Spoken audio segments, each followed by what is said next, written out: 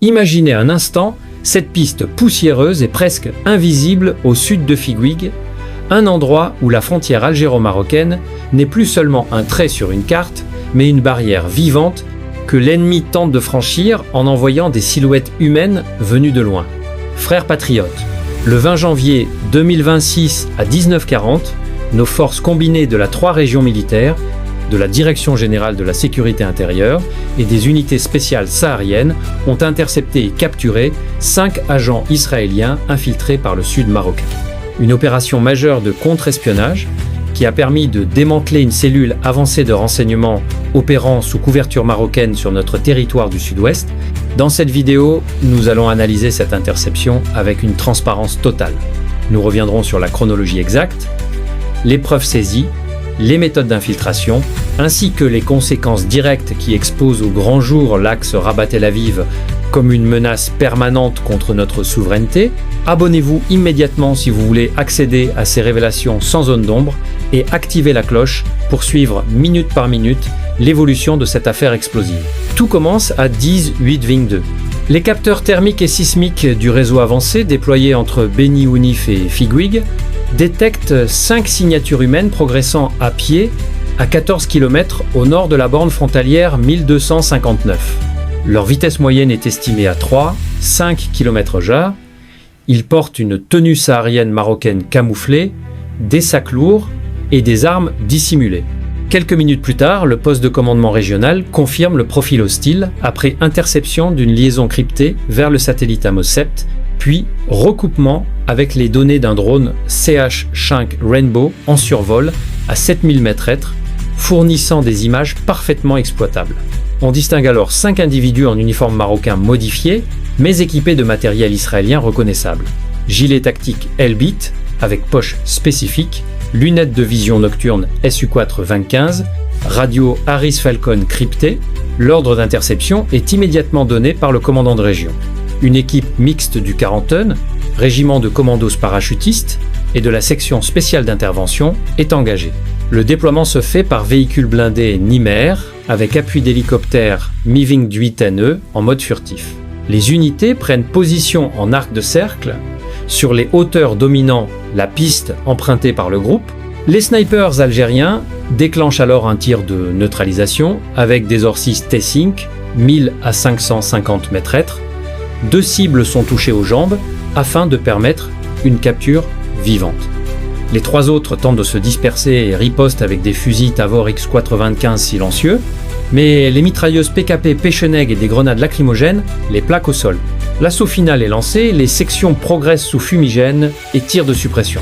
Les 5 agents sont finalement maîtrisés, menottés, les yeux bandés, puis exfiltrés vers un centre sécurisé. 0 perte côté algérien. Les équipes de fouilles sécurisent la zone et récupèrent un arsenal et du matériel de renseignement extrêmement compromettant. 5 fusils Tavor X4-25 avec silencieuse intégrée, 5 pistolets Jericho 940 et 5 kits de vision nocturne Elbit SU4-25, 5 sacs contenant des mini-drones Black Hornet Nano en pièces détachées, des brouilleurs GPS israéliens, Ult 8 1222, des radios cryptées Harris modifiées, des cartes topographiques annotées, des coordonnées précises de nos bases Iskander-E et Cornet-E à Bécharet-Tindouf, des ordinateurs durcis contenant des fichiers cryptés listant des cibles prioritaires, des balises de guidage laser pour drones armés, des documents marocains falsifiés, passeports, laissez-passer de la gendarmerie royale, ainsi que des clés USB intégrant des malwares dédiés à l'infiltration de réseaux industriels de Sonatrach. Selon des sources sécuritaires de haut niveau, ces 5 agents étaient composés de 2 opérateurs issus de la Sayeret Matkal et d'éléments appartenant à des unités spéciales marocaines GIGR. 3 d'entre eux auraient été déposés par un véhicule tout-terrain marocain modifié depuis une base temporaire près d'Oujda, puis auraient poursuivi à pied via un couloir désertique connu des passeurs. L'opération algérienne a été menée avec une précision irréprochable, détection précoce grâce aux capteurs thermiques et sismiques, validation optique et reconnaissance faciale partielle via le CH-5 Rainbow. Les Orsis 5000 ont permis une neutralisation à distance maîtrisée, les PKP et les lacrymogènes ont empêché toute riposte efficace, Les sections d'assaut ont avancé en coordination parfaite et les Mi-28 ont verrouillé toute possibilité d'extraction aérienne. En Algérie, cette capture est perçue comme un coup stratégique majeur porté contre l'axe Maroc-Israël. L'état-major central est informé rapidement, le général Chengria supervise les interrogatoires préliminaires et le président Tebboune est briefé dans la foulée. Aucun communiqué officiel n'a été publié pour l'instant afin de maximiser l'effet sur d'éventuels réseaux dormants et d'extraire un maximum de renseignements. De leur côté, Rabat et Tel Aviv restent silencieux. Aucun mot du palais alaouite, aucune déclaration du ministère israélien de la Défense, aucune protestation diplomatique. Ils savent qu'une réaction confirmerait l'opération conjointe et révélerait une coopération militaire directe contre l'Algérie. Leurs objectifs étaient clairs.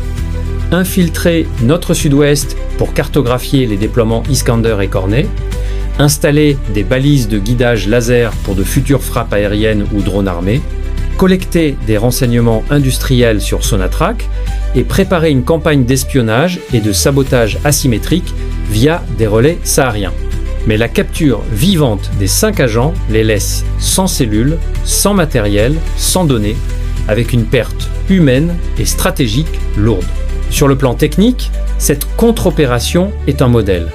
Détection malgré camouflage, neutralisation longue distance, saturation de zone.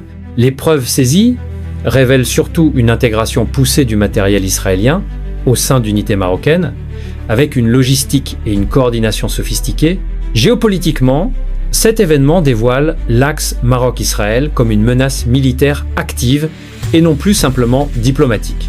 Cela renforce notre doctrine de tolérance zéro face aux infiltrations par le sud, protège nos bases avancées, nos axes logistiques vers le Sahel et notre souveraineté énergétique.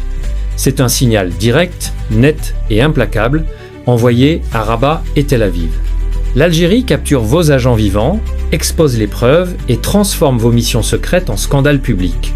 La capture de ces 5 agents infiltrés via le sud marocain n'a rien d'un simple coup de filet.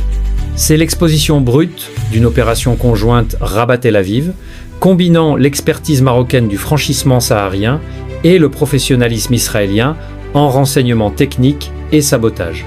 Cette alliance n'est plus une rumeur, ni un simple accord commercial.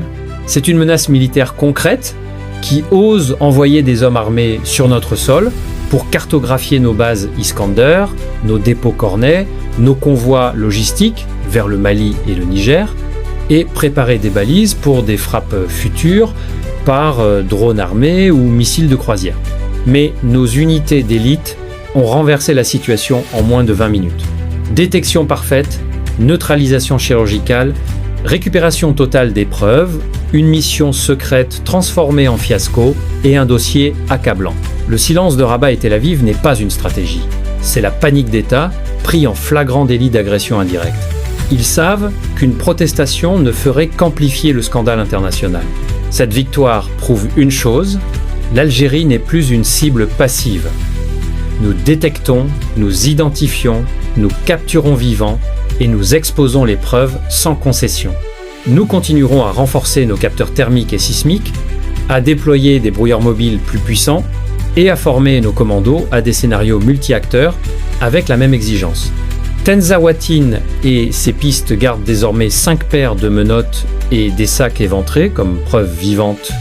Ici, les agents ennemis finissent leur route menottés dans nos véhicules. Leurs balises ne guideront rien. Et leurs commanditaires découvrent à leurs dépens que l'Algérie ne tolère aucune intrusion, même dissimulée sous uniforme marocain et technologie israélienne. Ce n'est pas un incident isolé. C'est la preuve que l'axe Maroc-Israël a franchi un seuil rouge, passant d'une coopération défensive à une agression active sur notre territoire. Cela impose une vigilance maximale à tous les niveaux. Cela confirme la nécessité des investissements massifs dans la défense du Sud. Et cela rappelle à tous, voisins comme puissance extérieure, que toute tentative d'infiltration sera traitée comme une provocation directe et répondue avec une force proportionnée mais implacable. Nous avançons plus unis, plus préparés, plus souverains dans ce désert qui n'est pas une faiblesse, mais notre rempart le plus dur, le plus surveillé, le plus impitoyable. Frères, Cette nuit du 20 janvier restera gravée comme le moment où nous avons démasqué l'ennemi double et rappelé une vérité. L'Algérie ne laisse personne franchir sa frontière sud sans en payer le prix et sans laisser derrière lui des preuves irréfutables. Pour ne rien manquer des affaires qui protègent notre intégrité, abonnez-vous maintenant, activez les notifications, likez massivement et partagez sans retenue. Commentez agent israélien capturé via Maroc si cette interception vous remplit d'une fierté froide et patriotique. Que Dieu protège nos commandos, nos frontières sud, nos secrets et notre Algérie qui capture vivants ceux qui viennent la défier. A très bientôt pour la suite de cette affaire qui ne manquera pas de faire trembler Rabat et Tel Aviv. Prenez soin de vous et restez vigilants dans le sud comme partout ailleurs.